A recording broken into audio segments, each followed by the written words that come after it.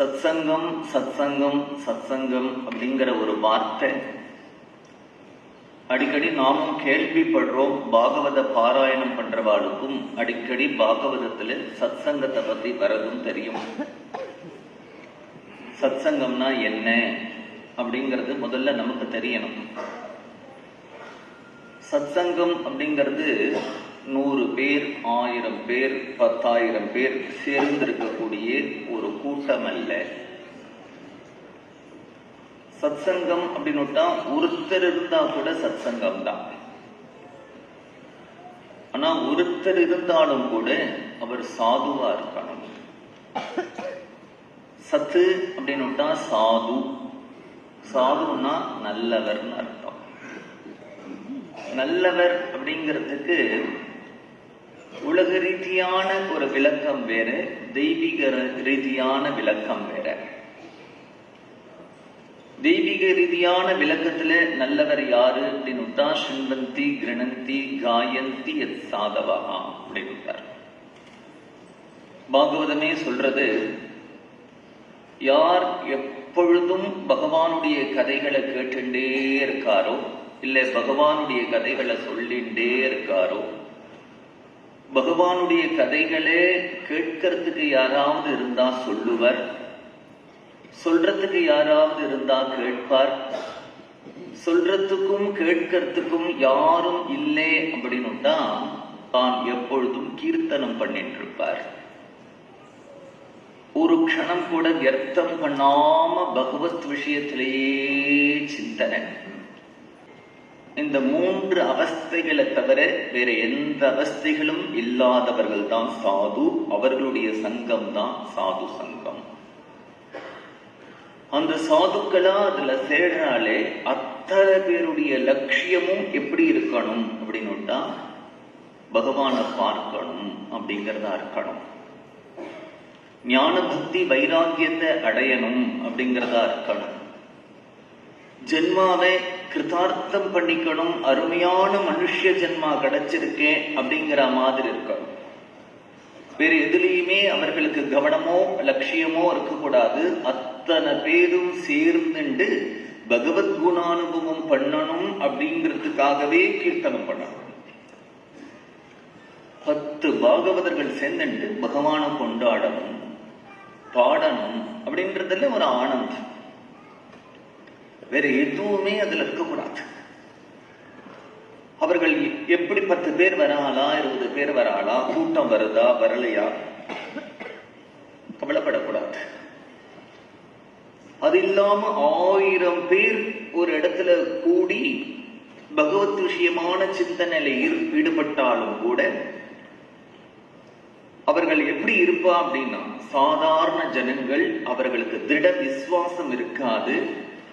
அவர்கள் என்ன பண்ணுவானா, ஏதோ ஒரு அரகுர நம்பிக்கையோட தான் சத்சங்கம் பண்ணிட்டு இருப்பா, அரகுர நம்பிக்கையோட தான் கோவிலுக்கு போவா, அரகுர நம்பிக்கையோட தான் எல்லா பகவத் விஷயமான காரியங்களையும் ஈடுபடுவா. அது தப்பு இல்லை, ஜீவனுடைய ஸ்வபாவம். ஒரு குட்டி குழந்தை ஆத்துல பிறக்கிறது.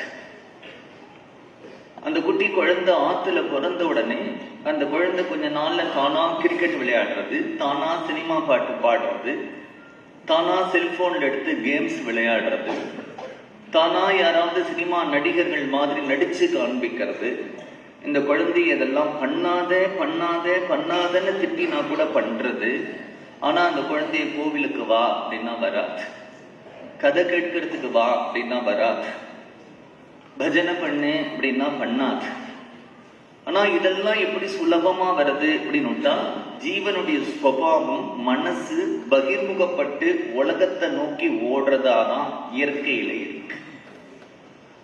ஒரு தீபத்தை குத்து விளக்குல ஏற்றினோமானால் அந்த தீப ஜுவாலை மேலதான் போகுமே தவிர கீழே வராது, ஸ்வபாவம். ஒரு தீர்த்தத்தை ஒரு பாத்திரத்தில இருந்து விட்டோமானால் அது கீழே தான் விழுமே தவிர மேல போகாது, ஸ்வபாவம். தீர்த்தத்தினுடைய சுவாவம் அதோமுகம், கீழே விழுறது. ஜுவாலையினுடைய சுபாவம் ஊர்த்வமுகம், மேல போகிறது. அது மாதிரி மனதனுடைய சுவாவம் என்ன அப்படின்னுட்டா, சதா இந்த பிரபஞ்சத்தை நோக்கி 5 இந்திரியங்கள் வழியா வெளியில போயிட்டே இருக்கிறது தான் மனசனுடைய சுவாவம்.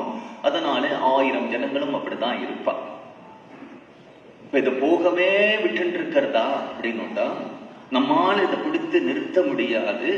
ஒரு மகாத்மா வந்தாதான் இந்த மனசுங்கிறது அடங்கும். ஒரு குருவை சரணாகதி பண்ணினாதான் இந்த மனசுங்கிறது அடங்கும். எது மாதிரி அடங்கும் அப்படின்னுட்டா பெரிய யானை காட்டுல படுத்துட்டு இருக்குமா. வேதாந்தத்துல உதாரணம் சொல்றா. நல்ல பெரிய பருமனா இருக்கக்கூடிய பலசாலியான யானை படுத்துட்டு இருக்கும். இந்த யானைக்கும் சமயத்துல கனவு வருமா. அந்த கனவுல அந்த யானை சிங்கத்தை பார்த்து கொடுத்துனா அலறி அடிச்சுட்டு எழுந்துக்குமா. அது மாதிரி ஒரு ஜீவன் தன்னை ஒரு குருநாதருடைய சரணத்துல அர்ப்பணம் பண்ணும் பொழுதுதான் அவனுடைய அகங்கார மமகாரத்துக்கெல்லாம் அவனுக்கு ஒரு நடுக்கம் ஏற்படுறது. அப்ப உத்தம குரு ஒருத்தர் வரணும். அந்த உத்தம குருவனுடைய சங்கம் தான் சாது சங்கம். அத்தகைய ஒரு மகாத்மாவை ஆசிரிச்சுட்டு இருக்கிறது தான் சத் சங்கம்.